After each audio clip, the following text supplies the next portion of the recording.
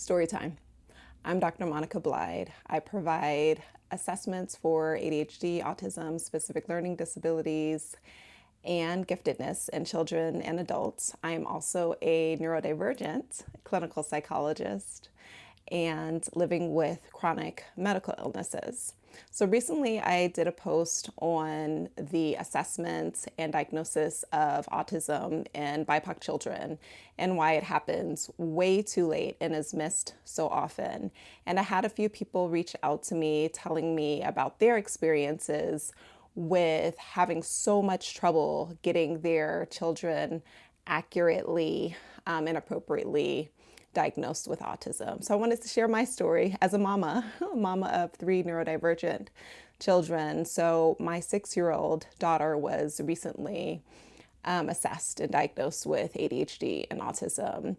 And let me tell you, there were so many tears when we received that diagnosis. And it was tears of relief that the psychologist saw her and understood that just because she can look you in the eyes and have a conversation with an individual as an adult who is an adult does not mean that she does not have autism features, does not mean that she's not autistic and ADHD. So let's travel back in time.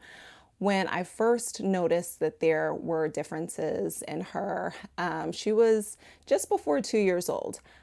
Before this time, she had some delays in her expressive language. So she babbled later than other little babies.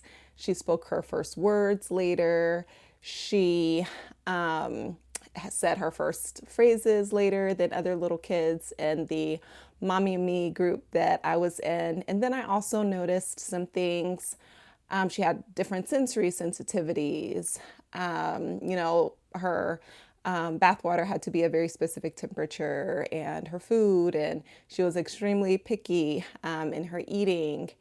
And she would line up her toys by color. She would line up the Kirkland sparkling water bottles by color, and that was like her fun time. She also would spin in circles and sometimes walk on her tippy toes, and she was very clumsy.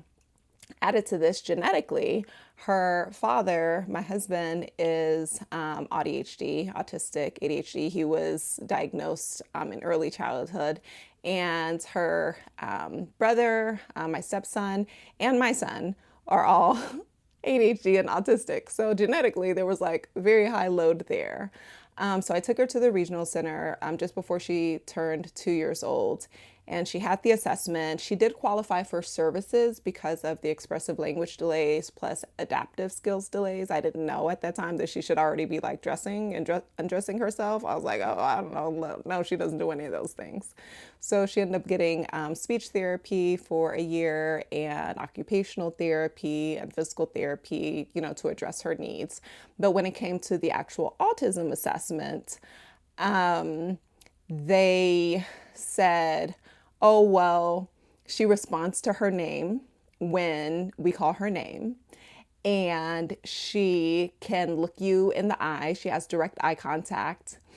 And, the language that she does have, she will address it to adults. She'll sit there and, have a little mini conversation. And so there's no way that she could be autistic. No way. She is a very hyperactive child. So they recognize the ADHD early. They didn't diagnose it at that time, but they definitely recognized she was extremely hyperactive. But she's fine. There's nothing wrong with her. She's fine.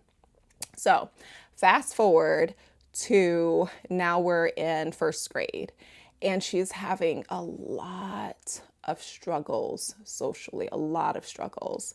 So it happens at school, but then also on the weekends, and when we take her to the playground to play with other kids or to this indoor playground, it's always us, her parents, trying to facilitate those introductions and conversations, teaching her hey, go up to someone and ask if you want to play. And everything is very methodical and strategic. And these social communication skills were not natural or organic for her. each step needed to be learned. And so I'm noticing that. And then there's still so many sensory things. Like for a while, she actually, back when she was 2 with the regional center assessment, she would wear like 4 or 5 pairs of socks at a time. So just needing that like sensory input.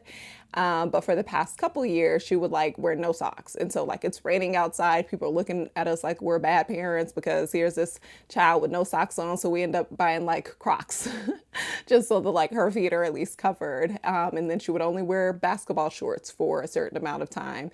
And so I'd buy like 9, 10 pairs of basketball shorts on Amazon just because she was very particular about like fabrics and textures and trying to find food that she would like. It was a lot. So with all this, I wanted to get her appropriately assessed because she was really struggling. And then, of course, there were still all the, attention and hyperactivity and attention things. So that the AuDHD profile. I searched long and hard for someone who would be qualified and knowledgeable enough to be able to identify both neurodivergent brain styles and presentations in her. Because honestly, most clinicians just don't know. They don't have the training or experience. They're still working on very outdated concepts of what autism looks like, usually concepts of autism in those with very high support needs or individuals who are very stereotypical. So, think about Legos, trains, and dinosaurs as special interest. Instead of non-stereotypical presentations in autism, it may be people and pets.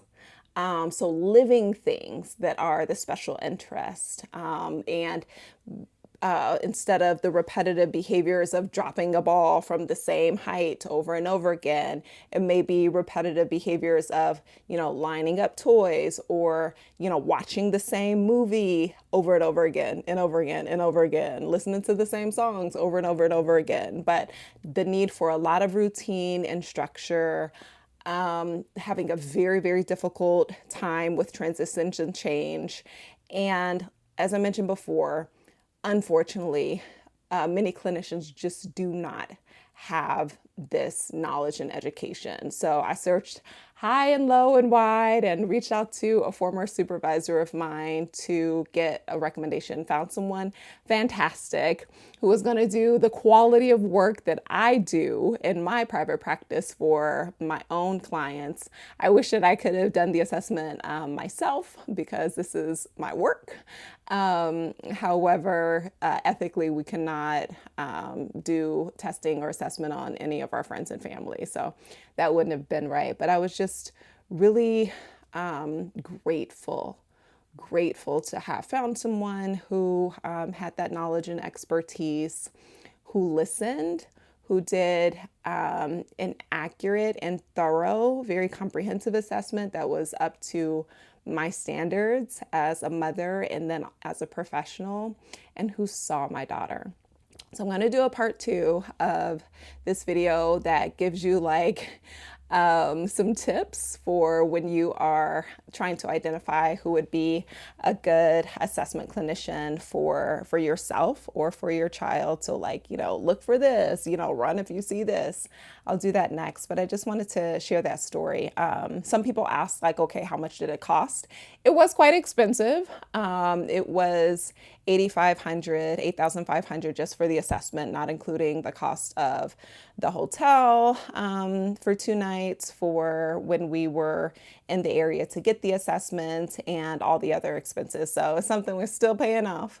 My assessments are, in that range, but not quite as high. If you guys are wondering what that looks like, unfortunately, our PPO insurance only reimbursed us $60, which I thought was so disrespectful. Okay, that was like a meal or 2 when we were down there.